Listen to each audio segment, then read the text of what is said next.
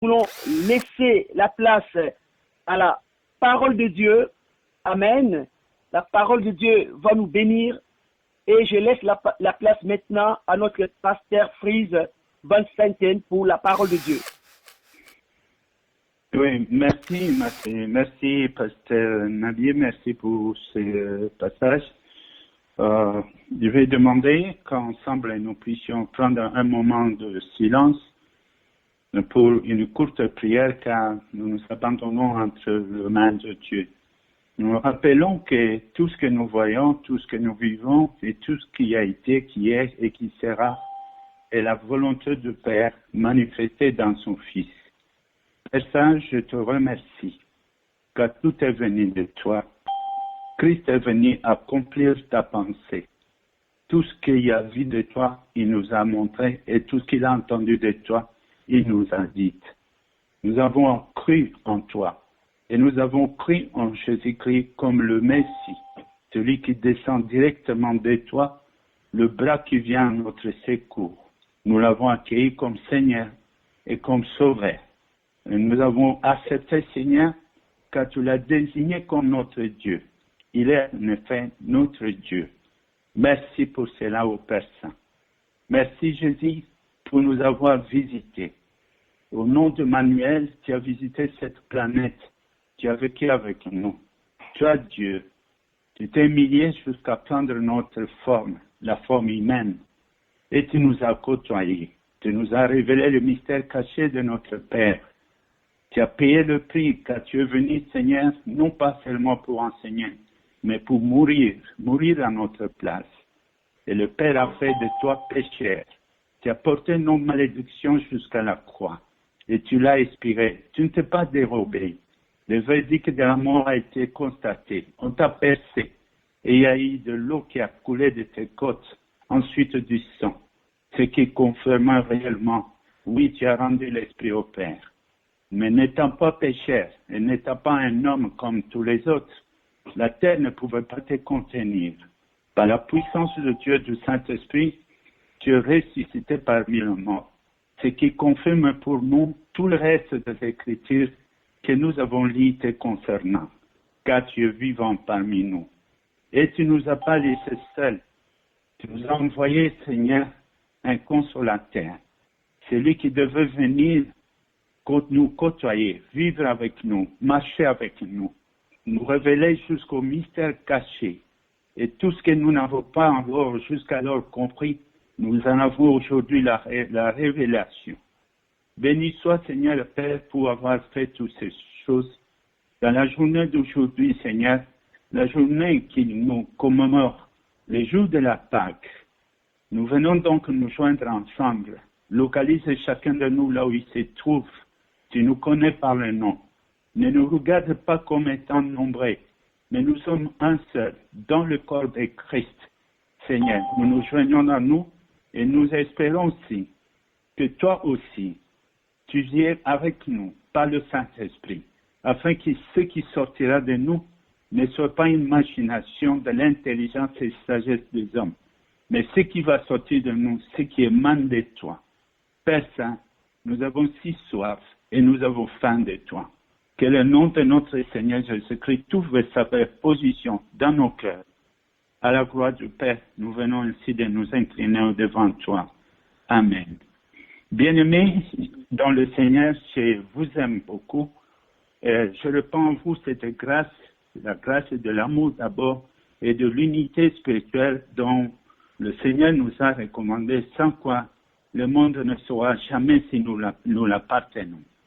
Puisqu'il est question de parler de la Pâque, quelque part le Seigneur nous a dit, réveille ma mémoire, invite-moi et plaidons ensemble. Défends donc ta cause et que moi je m'explique et que toi tu t'expliques. Le Seigneur ne nous a pas laissés dans des mystères. Tout a été expliqué d'avance, car avant même que Christ arrive, tout cela était dans la pensée de Dieu, dans son programme pour le salut de chacun de nous, nous qui sommes parvenus à la fin de ce siècle. Au fait, c'est quoi ça la Pâque? La Pâque, que Jésus avait dit quand il invita les disciples pour dire qu'il voulait manger la dernière Pâque ensemble avec eux. La Pâque commémorait les jours où le peuple Israël avait quitté l'Égypte. C'était les jours de la libération. Quand ils sont entrés dans le désert, alors le culte de commémoration de la fête de Pâques a commencé. Ils mangeaient ainsi du pain sans levain.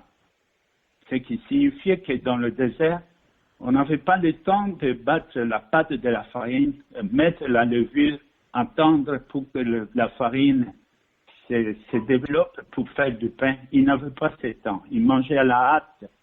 Et c'est ainsi que jusque-là, le Seigneur a dit, vous mangerez le pain sans levain, pour vous rappeler des jours que moi je vous ai sortis de l'Égypte. Jésus étant né lui aussi, dans sa première vie, avant de son vivant, il est né sous la coutume juive. Donc il a tout pratiqué comme un juif, en commençant par la circoncision et tout le reste. D'ailleurs, nous remarquerons très souvent quand de son vivant, quand il envoyait les disciples pour aller témoigner, pour aller parler du royaume de Dieu, il disait, n'entrez pas dans des maisons des étrangers. À ce moment-là, de la nation telle que les Samaritains étaient considérés comme des non-juifs. Mais cela est différent, très différent après sa résurrection, car quand Christ était venu, le message était désigné aux Juifs, mais après sa résurrection, la recommandation était maintenant Jérusalem, oui, dans la Judée, la Samarie et dans les extrémités du monde, pour dire ainsi, l'évangile qui est annoncé maintenant, elle est devenue universelle. C'est pourquoi aujourd'hui, toi et moi, qui étions loin du peuple juif, nous n'étions même pas de la descendance d'Abraham quant au sang biologique, mais aujourd'hui, nous sommes annexés en lui par la foi. Nous sommes aujourd'hui appelés enfants d'Abraham par la foi en notre Seigneur Jésus-Christ et par la foi, donc, nous sommes considérés comme héritiers, co-héritiers de notre Seigneur Jésus-Christ. Mais parlons de la Pâque, quand nous regardons ces jours-là, il y a une phrase qui était sortie à la fin de la bouche de notre Seigneur Jésus-Christ, et il a dit ceci au verset chapitre 11, ainsi, de 1 Corinthiens, à partir de verset 25, je vais lire, de même, après avoir soupé, il prit la coupe et dit, ceci est cette coupe est la nouvelle alliance de mon sang. Faites ceci en mémoire de moi toutes les fois que vous vous en boirez, car toutes les fois que vous mangez de ce pain et que vous buvez de cette coupe, vous annoncez la mort du Seigneur jusqu'à ce qu'il revienne. Retenons le mot, la phrase, jusqu'à ce qu'il vienne. Aujourd'hui, quand nous disons « réveille ma mémoire », nous approchons de notre Dieu et la phrase qui nous intéresse aujourd'hui, jusqu'à ce qu'il vienne. On peut dire au fait, qu'est-ce que Dieu veut au juste? Qu'est-ce qu'il a dans son plan pour nous? Et nous le savons très bien, le verset courant que tout le monde connaît, c'est celui de Jean 3,16. Très souvent, nous lisons ça avec une rapidité. Beaucoup connaissent déjà ça par cœur, même les païens. Dieu a tant aimé le monde qu'il a donné son Fils, afin que quiconque croise en lui ne périsse point, qu'il ait la vie éternelle. Dans la vision de Dieu, Dieu visait donc la vie éternelle. Et la vie éternelle qu'il nous a proposée, c'est celle-là qui est au fait, en réalité, l'ossature, la base même de la vision de l'Église de Christ. Quand je parle de l'Église de Christ, je parle de celle que Christ a présentée. En disant, je sais que quand il déclarait à Pierre, sur toi, je bâtirai mon Église. Quand il disait cela, il y a eu beaucoup d'interprétations dans ces phrases. Nous pouvons voir l'aspect des choses apparentes, mais nous pouvons aussi entrer dans les choses cachées de cette phrase. Au fait, quelle était la question que Jésus avait posée à Pierre et aux disciples? Que dites-vous de moi que je suis? Il y a eu plusieurs réponses. Tout comme aujourd'hui, même si la même question venait, il y aurait beaucoup de réponses. Mais la seule personne guidée par le Saint-Esprit, oui, par le Saint-Esprit, et nous comprendrons pourquoi. Le seul qui dira, tu es le Fils de Dieu vivant. Et Jésus en retour lui dira, puisque cette confession a été faite de la bouche de Pierre, notez que dans le livre de 1 Corinthiens, chapitre 12, à partir du verset 1 à 2, il est écrit ceci. Personne ou nul ne peut confesser Jésus comme Seigneur et son Sauveur si ce n'est pas le Saint-Esprit. Donc personne, en étant uni dans lui-même, corps, âme, esprit, pour dire en vérité et en esprit, ne peut confesser et dire Jésus-Christ est Seigneur et Sauveur si ce n'est par l'autorisation et par le pouvoir du Saint-Esprit. Car cette confession même que nous attendons, Jésus est le Fils de Dieu vivant, Dieu l'appelle Église, le fondement de l'Église. Et quand Pierre a confessé cela pour dire oui, tu es le Fils de Dieu vivant, Jésus réplique pour lui dire, Pierre, ce n'est ni toi, ni la chair, ni le sang qui t'a révélé cela, mais c'est l'Esprit de mon Père qui t'a fait confesser cette déclaration. Et moi, je te dis, tu es Pierre. Qu'est-ce que nous allons comprendre là? Est-ce que Pierre, c'était son physique? Non, la confession.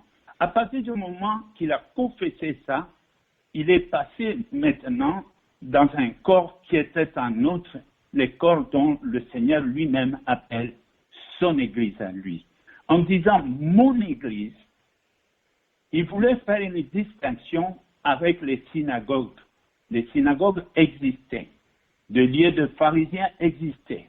C'était des lieux de prière, des lieux de consacration, des offrandes. Les Sadducéens étaient là. Les gentils étaient là. Et même les athées étaient là. Le judaïsme était là.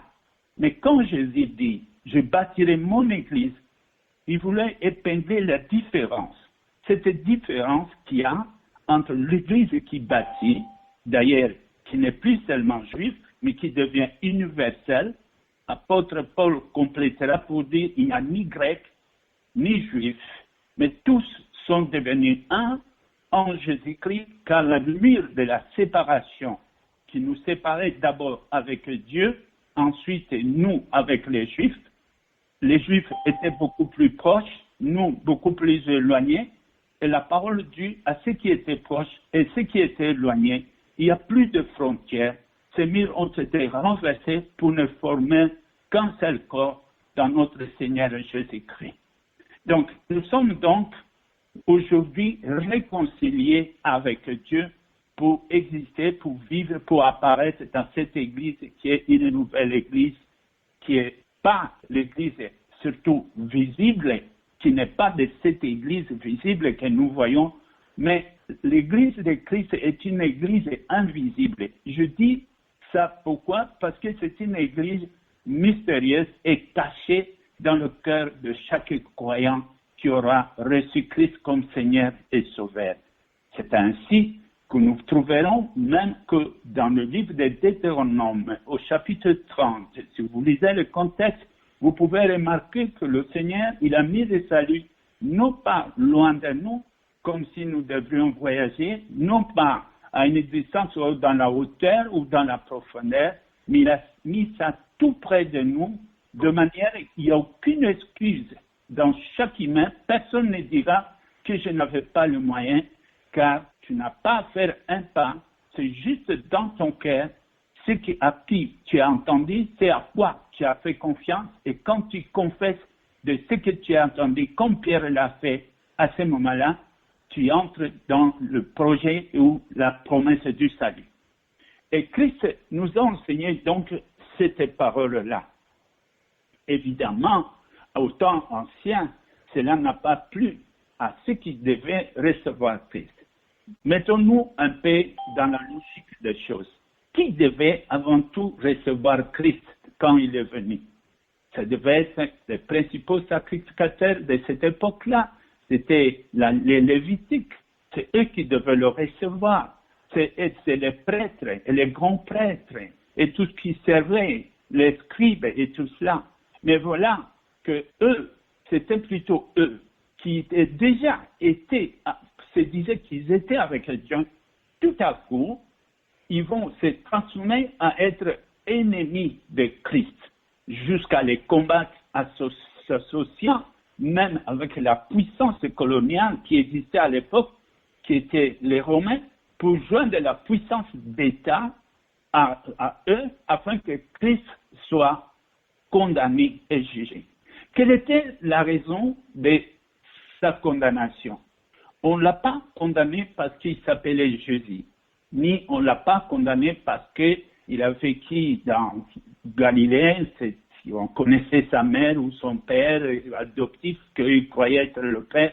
Ce n'était pas à cause de ça. Ils ont voulu le faire taire. Donc, disons, ils ont crucifié la parole. Pour eux, après lui, plus personne ne parlera. Pourquoi? Parce qu'ils voyaient que leurs intérêts, ils étaient privés de leurs intérêts. Si je dis qu'ils étaient privés de leurs intérêts, parce qu'ils avaient d'autres intérêts. S'ils avaient été vraiment ceux de Dieu et qu'ils cherchaient vraiment la vérité, Christ a apporté la vérité. Car il a dit, vous connaîtrez la vérité et par la vérité vous serez affranchis. Mais puisque ce n'était pas la vérité, mais ils pensaient que Jésus-Christ viendrait se joindre à eux sans toutefois toucher à leurs objectifs, à leur vision, car ce qu'ils visaient, ce n'était pas la vérité selon Dieu. Ils auraient estimé, eux, que Dieu soit plutôt avec eux, que Dieu devait les écouter et devait conduire l'évangile, leur évangile à eux, à leur manière. Mais quand Christ vient pour apporter la vérité, Christ était aussi, comme nous sommes témoins de Christ, et Christ était le témoin du Père. Car ce qu'il est venu faire, il a dit, ce que je vis de mon Père, c'est ce que je fais. Et ce que j'ai entendu de mon Père, et ce que moi j'ai dit. Et à cause de ça, il fallait crucifier la parole. Mais bien aimés, peut-on crucifier la parole de Dieu? Soit. Je crois que c'était vraiment l'ignorance de l'identité même de la parole de Dieu. Nous savons que les Écritures nous disent, au commencement était la parole. Et la parole était avec Dieu. Et la parole était Dieu. Et tout ce que nous voyons a été fait par la parole. Et il n'y a rien que nous voyons. Et ce que nous ne voyons pas, trône, dignité, autorité, l'invisible et le visible, tout a été créé par la parole et pour la parole. Donc, quand nous voyons ces choses, ça nous donne un peu à réfléchir. Je vous invite maintenant, bien-aimés, avec toute sagesse, donnez-moi une place un tout petit peu. Je vais bousculer un tout petit peu votre cœur.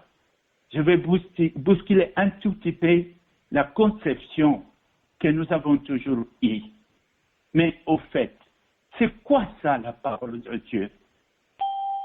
Nous savons que dans le livre d'Apocalypse, oui, il a dit cela, au chapitre 19, au verset 12, je prends un raccourci, mais vous pouvez avoir le temps de lire les contextes, Apocalypse 19, Jean décrivait ceci.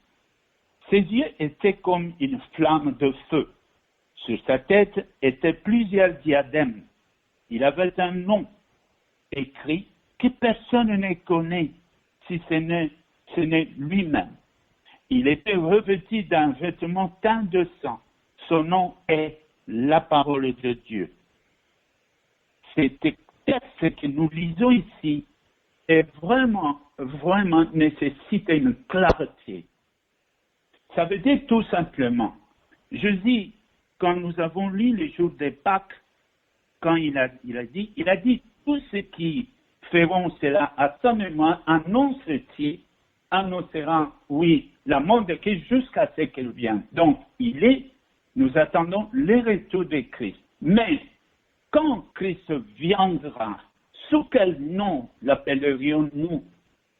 Et alors, nous voyons là, quand nous regardons toutes les dénominations, toute appellation de notre Dieu, tout à fait au départ, quand il se présente, il vient sous le nom de l'Éternel, l'Éternel des amis.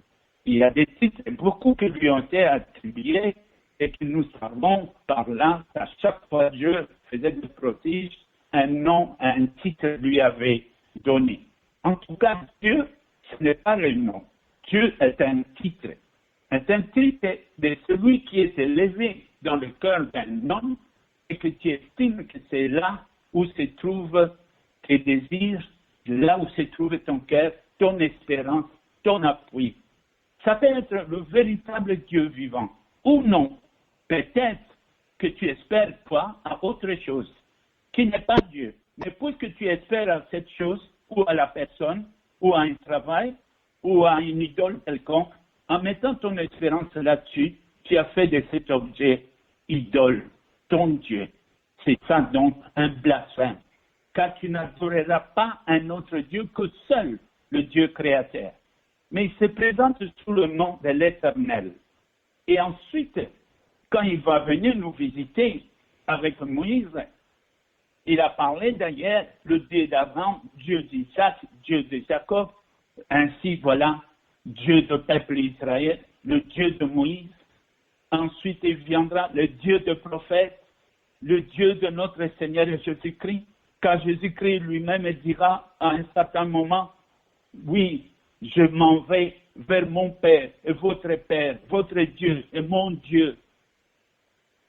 Et quand Christ est venu, le Père le désigne comme Jésus, Emmanuel, Dieu parmi nous. Toutes ces choses, même le nom de Jésus, qui abrège ce qu'Abraham a entendu une fois lors du sacrifice de son fils sur la montagne, quand Isaac lui posa la question, mais papa, je vois le feu, je vois le bois, mais où est le bélier de sacrifice? Quelle était la réponse d'Abraham? Abraham dira, oui, Dieu pourvoira. Ce qui se traduira à Yeshua, Dieu pourvoit.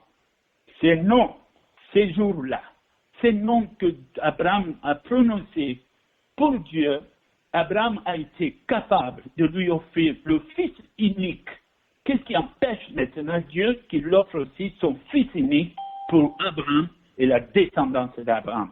C'est ainsi que Jésus va apparaître, et là je dirais il s'appelle Jésus, le nom dont nous confessons aujourd'hui.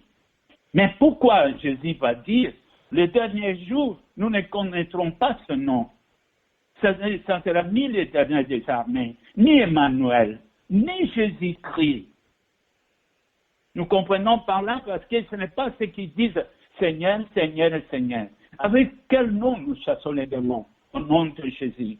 Avec quel nom nous guérissons les malades? Au nom de Jésus-Christ. Avec quel nom nous prenons l'autorité sur toute désobéissance? Nous prenons l'autorité sur toute désobéissance, car notre obéissance est parfaite au nom de Jésus-Christ et au seul nom de Jésus-Christ. Cependant, au retour du Seigneur, il dit, ce n'est pas ces noms-là. Quand il dit, personne ne connaît mon nom. Mais il va résumer, mon nom est la parole de Dieu. Cela nous renvoie déjà au début de la création, au commencement était la parole. Voilà où nous en sommes. Maintenant, on peut entrer dans nous-mêmes. Nous avons commencé par notre prière par dire, oui Seigneur, nous venons vers toi. Nous voulons réveiller ta mémoire. Enseigne-nous, parle-nous. J'ai des questions à te poser. Nous avons commencé par là. Mais quand l'Apocalypse nous envoie à la parole, qui est dans la parole de Christ et c'est quoi ça, la parole finalement? Si les derniers jours, ce n'est pas ce qu'ils disent, j'ai des gens qui disent je suis fanatique de Jésus. C'est là, ce n'est pas cela. Mais le dernier jour, son nom s'appellera, oui, la parole de Dieu. Et même quand nous lisons l'Apocalypse, personne ne peut changer cela. Car en disant cela, il va dire au verset 15 plutôt, excusez-moi, il va dire de sa bouche sortait une épée aiguë pour frapper les nations. Il les prêtera avec le verge de fer et foulera le cuve de vin de l'ardente colère de Dieu Tout-Puissant. Le verset 16, il avait sur son vêtement et sur sa cuisse un nom écrit, Roi des rois et Seigneur des seigneurs. Un nom inscrit sur la cuisse. Nous savons, Seigneur, qui était Seigneur dans la coutume juive à l'époque, quand Abraham envoya ses serviteurs pour aller trouver une fiancée pour son fils Isaac, le serviteur a juré. Mais en jurant, il a placé ses mains sur la cuisse d'Abraham. Pourquoi la cuisse? La cuisse nous interprète ça comme celui-ci. Dans la fidélité dans un couple, la cuisse est réservée au conjoint. La cuisse du mari comme la cuisse de l'épouse. Elle ne peut pas être trahie. Mais Jésus nous dit, son nom, sur sa cuisse est écrit fidèle et véritable. Croyez-moi, bien-aimés, personne ne changera la promesse de Dieu telle qu'il l'a dite. Jésus utilise sa propre cuisse pour y mettre cette inscription. Il reste fidèle et véritable. Oui, il dit cela, quand il est le roi des rois, le seigneur des seigneurs. Et personne ne pourra le détrôner de sa position jusque-là. Et que nous revenons maintenant à ce qu'il est dit, la parole de Dieu. Et alors, à ce moment, je peux me poser des questions. Je prends au passage la petite situation que nous sommes en train de vivre maintenant. Si aujourd'hui nous sommes en train de parler, oui, au travers de l'Internet, il y a une raison. Nous vivons maintenant cette situation, on est confinés, chacun se ferme, et l'État a pris des décisions tout à fait correctes, parce que c'est son rôle de protéger sa nation. Partout en Europe, ça existe partout, et nous acceptons cela. Mais je me pose une question. Est-ce que réellement, il y a quelque chose qui nous empêche de nous approcher de Dieu? Je ne vois nulle part. Car je crois même, personnellement, ce serait une occasion pour plusieurs de découvrir qu'ils ont la véritable tabernacle dans leur cœur. Le tabernacle du désert était un tabernacle provisoire, l'image de ce qui allait venir. Mais quand ce qui devait venir est arrivé, le Seigneur nous dira, ma parole, je l'ai écrite dans ton cœur. Et si tu confesses cette parole, de ce qu'il y a quoi, tu as cru dans ton cœur, et tu confesses par la bouche, oui, en confessant par le cœur, tu obtiens le pardon, et en confessant par la bouche, tu parviens au salut. Cela revient à dire que la parole de Dieu, quelle parole? La parole de notre Seigneur, qui n'est pas de notre Seigneur, qui est la parole du Père. Et quand on écoute le Seigneur, on aura écouté notre Père. Et quand on rejette cette parole de Christ, on a rejeté donc, oui, la parole de notre Seigneur, la parole de notre Père. Car les deux ne font qu'une parole. Et c'est la parole que nous avons réussi. J'ai réussi cette parole. Et je n'ai aucun droit de falsifier ni de modifier la parole de Dieu. Et quand je parle de la parole, je prends l'objectif final, afin que toi, tu puisses entrer dans la vie éternelle. Tu puisses entrer dans le royaume de Dieu. Déjà, l'Apocalypse nous enseigne, dans l'Apocalypse 1 et 5, et aussi à 6, 10, si nous lisons là, nous pouvons voir ce qui est écrit. Dieu est en train de se préparer un nouveau royaume constitué de sacrificateurs. Le mot sacrificateur a été utilisé à l'époque, oui, parce que les sacrificateurs, c'était des personnes qui ont eu la permission de pouvoir entrer dans le lieu saint et jusqu'à aller dans le lieu très saint. Donc, aujourd'hui, nous ne voyons pas des sacrificateurs, mais nous voyons des chrétiens.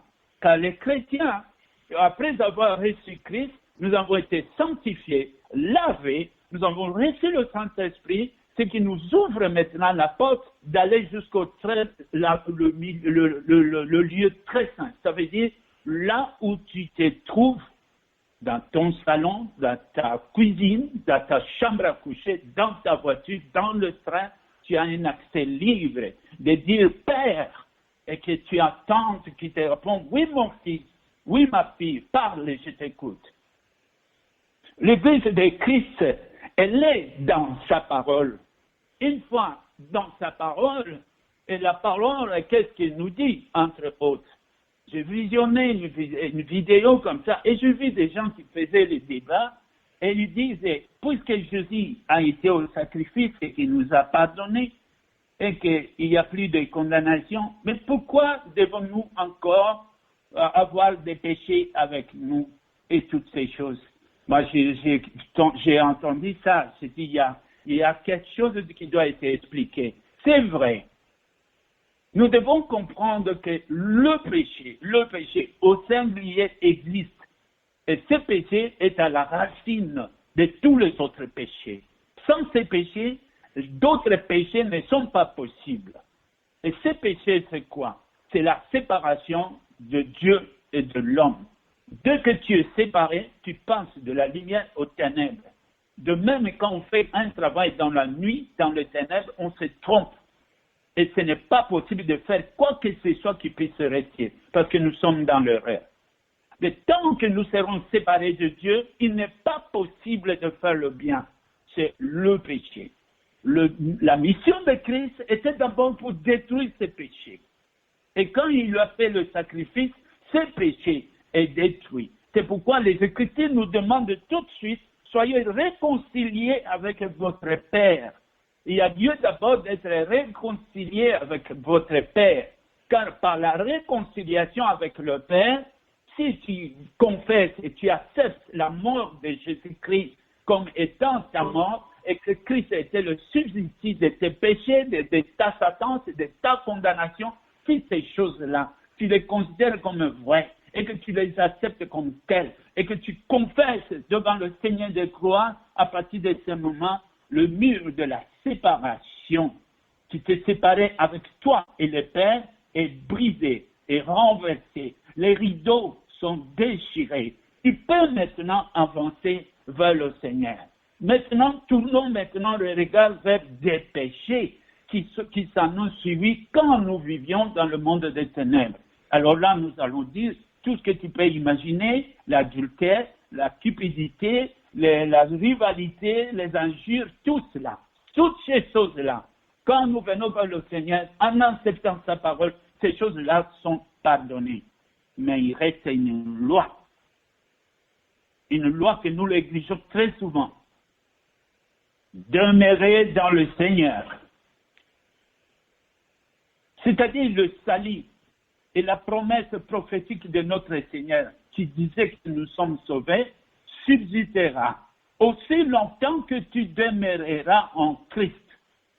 Le Seigneur nous donnera un exemple. Vous êtes comme des branches qui sont attachées à l'arbre. Si vous vous détachez, la mort commence à partir même de ce moment-là.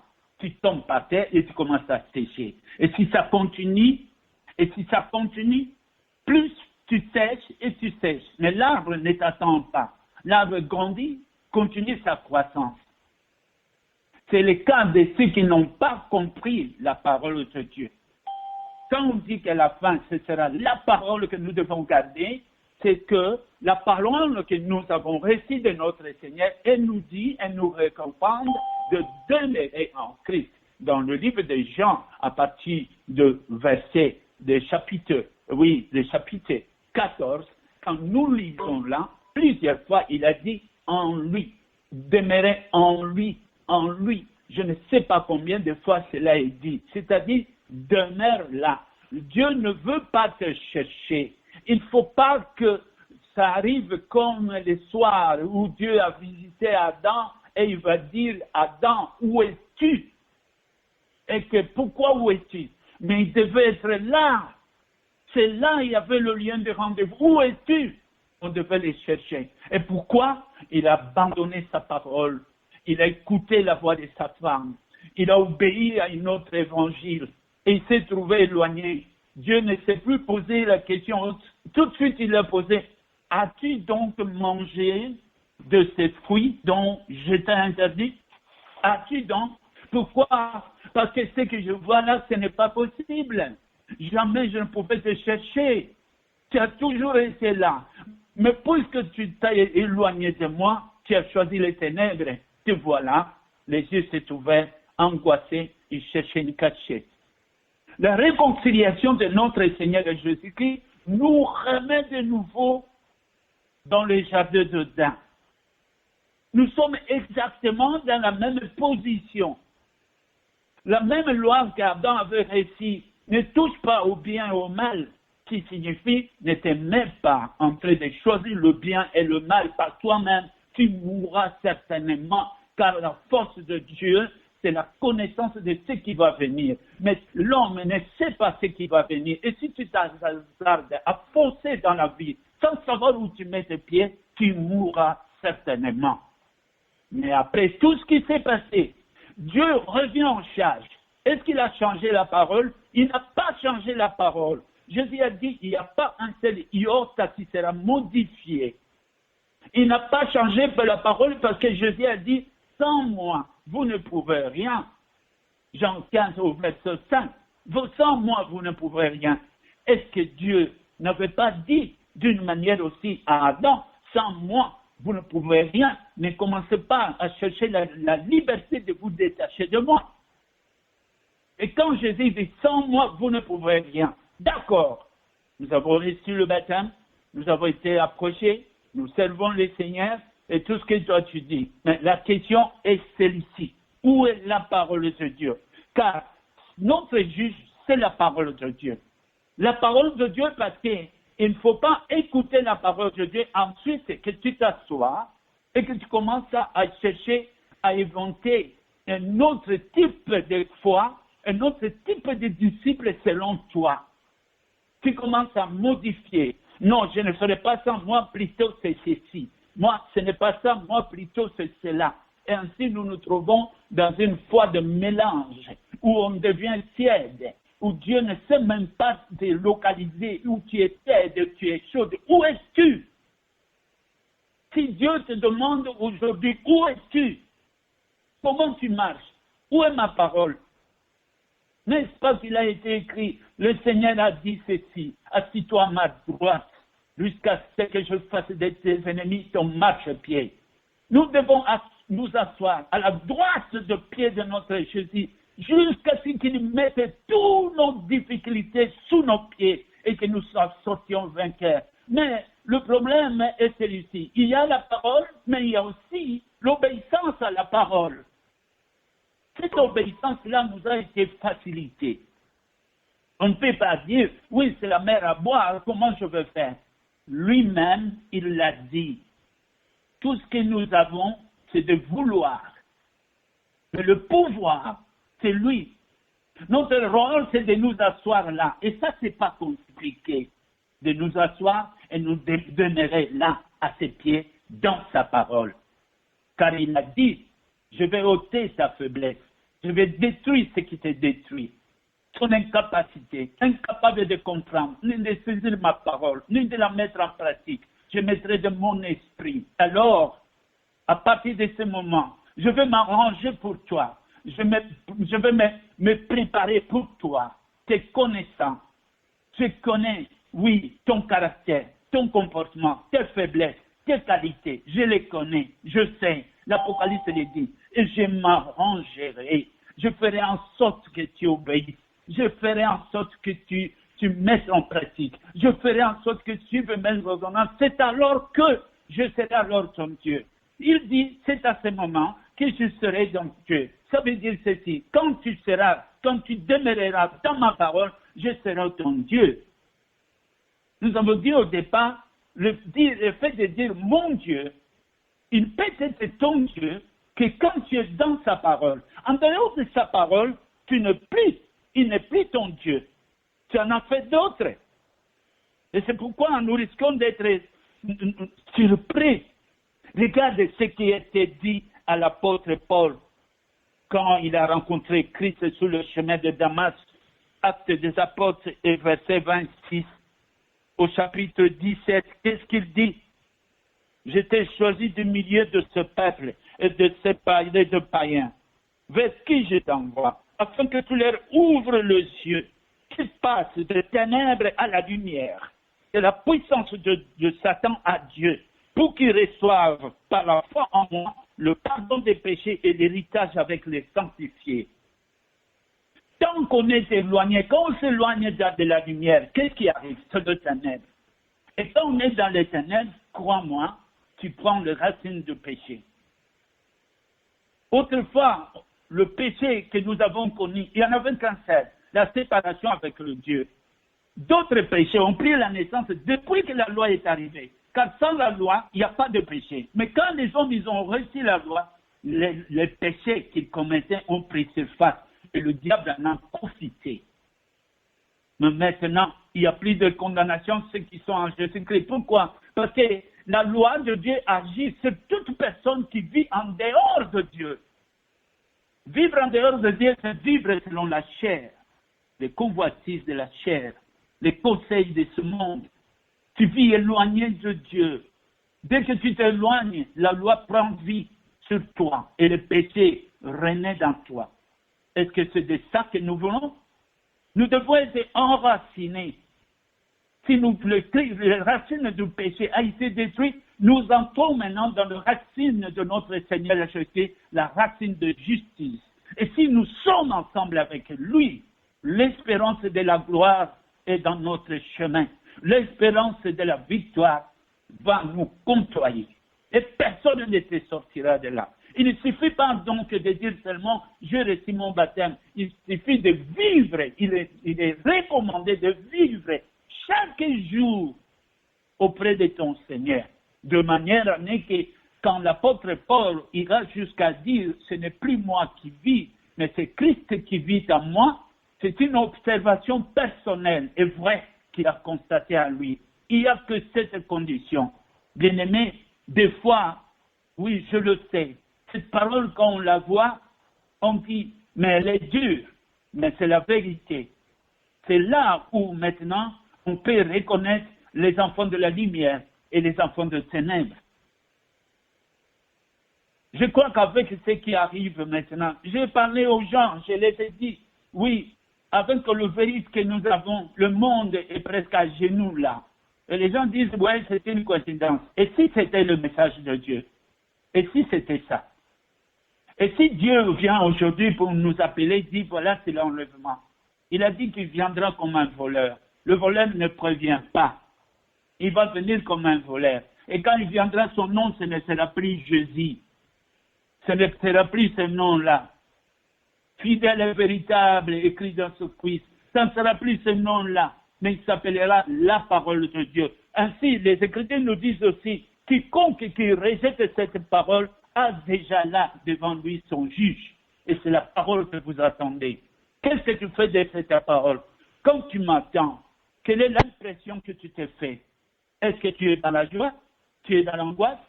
Et que tu te réjouis parce que tu as trouvé la vérité? Ce qui est en toi, ce qui est en train de naître là, peut-être que tu l'entretiens. C'est ça ton juge. Tout se fait là. On croit qu'il y aura un jugement, on va mettre les gens à gauche. Non! Le jugement, c'est déjà dans sa parole. C'est déjà de ce que tu fais de cette parole. Au commencement était la parole. À la fin, il s'appellera parole. Tous les autres noms, les titres que nous faisons, ça n'a absolument rien à voir. Christ est la parole de Dieu. Et tout a été fait par la parole. Nous avons été sauvés par la parole. Et nous serons jugés par la parole. Si nous gardons sa parole, nous sommes sauvés. Il a dit, demeurez dans ma parole. Et si vous demeurez dans ma parole, demandez tout ce que vous voulez à mon nom. Et vous allez recevoir cela. Père Saint, je te rends grâce et je te remercie. Au nom de Jésus-Christ. Seigneur, tout mon souhait est que ta parole puisse prendre un vrai sens dans la vie de tout et chacun. Ce n'est pas encore le moment, Seigneur, où tu vas venir, car tu n'es pas encore là. À chaque jour sa peine et à chaque jour sa victoire. Nous bénéficions de la victoire d'aujourd'hui, mais toutefois, Seigneur, tout en étant prudents, car ta parole nous ouvre les yeux. Cela nous conduit, Seigneur, à nous examiner. Oui, Seigneur, car nous-mêmes, Seigneur, nous avons la conscience. Et notre conscience est en quelque sorte le petit Dieu dans nous, qui nous aide à comprendre que tout ce que nous faisons, et tout ce que nous disons, et tout ce que nous pensons, si ce n'est pas approuvé par notre conscience, est appelé ainsi péché. Et nous ne voulons pas de cela. Ce qui veut dire, Seigneur, que toutes nos pensées soient soumises à la pensée de notre Seigneur. Seigneur, viens à notre secours. Tu sais nous situer. Tu peux situer chacun de nous là où il se trouve. Tu sais reconnaître, Seigneur, notre véritable position. Si, Seigneur, nous ne voyons pas cela, comme tu as dit à Paul, de nous sortir sous la domination du diable et nous mettre maintenant sous la puissance et la justice de Dieu. Telle est notre volonté, Seigneur. Là où l'homme ne peut pas, c'est au moment où tu peux, Seigneur, le faire. Et tout en sachant, Seigneur, de nous-mêmes, nous ne pouvons rien, comme tu as dit, assis-toi à ma droite.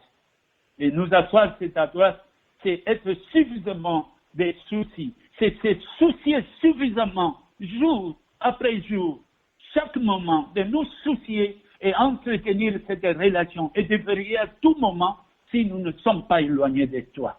De garder l'approche, de garder notre connexion à toi qui est notre arbre de vie.